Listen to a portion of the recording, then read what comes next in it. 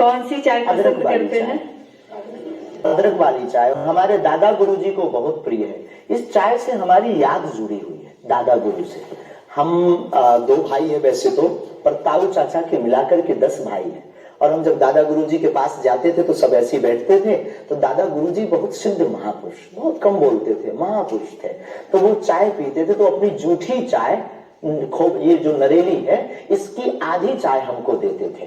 तो हमारे जीवन में हमें ये लगा कि ये नालायक से बोलने लायक गुरु के इस प्रसाद के कारण बना है।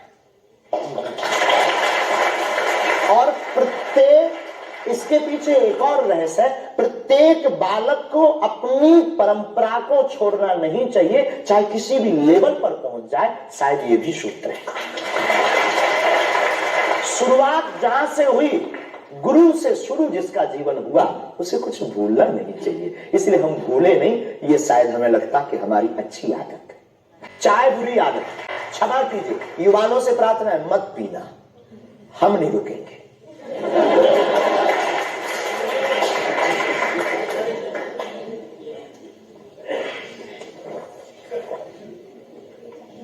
और हमारे दादा गुरु ने तो श्लोक भी बनाया, कहो तो सुनाऊं?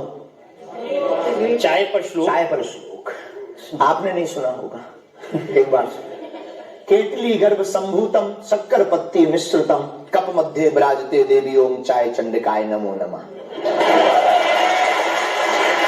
और केवल इतना ही नहीं, चाय और चाय दोनों जिंदगी में बहन जरूरी है।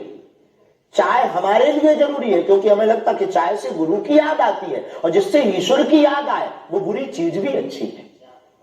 और चाह, परमात्मा को पाने की चाह भी जिंदगी में बहुत जरूरी है। जिसके अंदर ईश्वर को पाने की चाह होती, वो आदमी भी नंबर 1 का होता। चाहे पैसों से आनों में आती रही, चाहे आनों से रुपया बनाती रही, चाहे रुपयों से नोट बुनाती रही, चाहे नोटों से कोठी चुनाती रही, चाहे कोठी में मोटर मंगाती रही, चाहे मोटर से होटल में जाती रही, चाहे होटल में बोतल खुलाती रही, चाहे क्या ना करती कराती,